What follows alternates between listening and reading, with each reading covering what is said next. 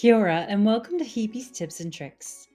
Today's episode will examine the incredible power of the Google Drive button in Teacher Dashboard. In the digital classroom, learners' work can be conveniently stored in Google Drive, allowing learners to organize and access their content in one place. Teacher Dashboard's Google Drive button makes learners' content easy for educators to find, access, and manage, no matter where the files are located.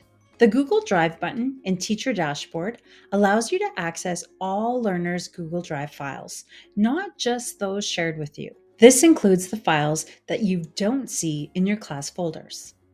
The Google Drive button helps educators find lost or misplaced work.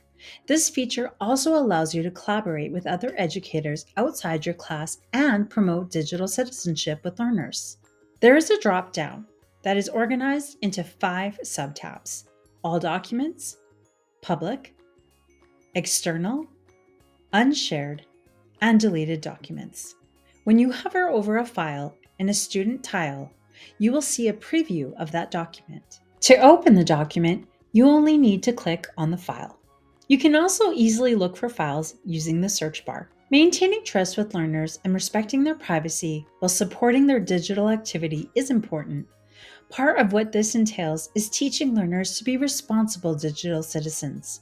Be transparent with your learners by sharing your view of Teacher Dashboard. When you model that you can provide real-time feedback, ensure that learners are making safe choices, and support learners by keeping them on task, you will build trust in the digital classroom.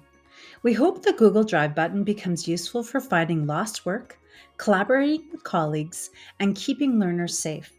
To learn more about Teacher Dashboard and how it supports student learning, enroll in the Teacher Dashboard Level 1 course and start today. Visit hāpara.com/microbatching. Thanks for watching.